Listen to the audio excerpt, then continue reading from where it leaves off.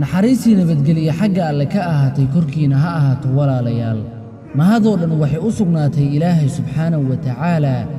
allahaasoo nagu hanuunshay kitaabkiisa haddana naga karaameeyey ummadaha oo dhan oo haddana naga dhigay kuwo ku shukriya nimcadiisa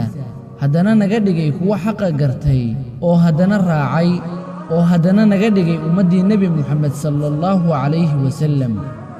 ilaahay nabadgelye iyo naxariis dushiisa ka yeelay nebigeennii muxamed sallallahu calayhi wasallam iyo ehelkiisii iyo asxaabtiisii iyo intii xaqa ku raacdayba walaalayaal waxaan rabaa inaan idin ogeysiiye maadaama aynu nahay ummatu muxamed sallallahu calayhi wasallam waxyaabo aynu kaga duwannahay ummadihii hore sidoo kalena aynu kaga karaamaysannahay mid ka mida culimmadii taabiciinta ilaahay ka raali noqdee isagoo caddaynaya fadliga ay leedahay ummaddan ayaa wuxuu yidhi ilaahay subxaanahu wa tacaala ummaddan oo la yidhaahdo ummatu muxamadiya wuxuu ku karaameeyey 5 karaamo midda koowaad ilaahay wuxuu abuuray ayagoo ducafo ah si aysan iskula weynaan midda labaad ilaahay wuxuu abuuray ayagoo yaryar si ay u noqdaan kuwo ay ku filan tahay cunto iyo cabid iyo dhar yar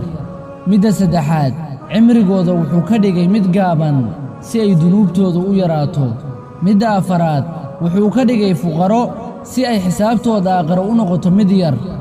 midda shanaad ilaahay subxaanahu wa tacaala wuxuu ka dhigay ummadda ugu dambaysa si ay u noqdaan kuwa ugu nagaansho yar nolosha barzaqa yacnii qabriga haddaba walaalayaal maadaama aynu nahay ummaddii nebiga sallallahu calayhi wasallam aynu raacno sunnadiisii waxaana nagu waajib ah inaynu ka jeclaanno ehelkeenna maalkeenna awlaaddeenna iyo nafsadaheennaba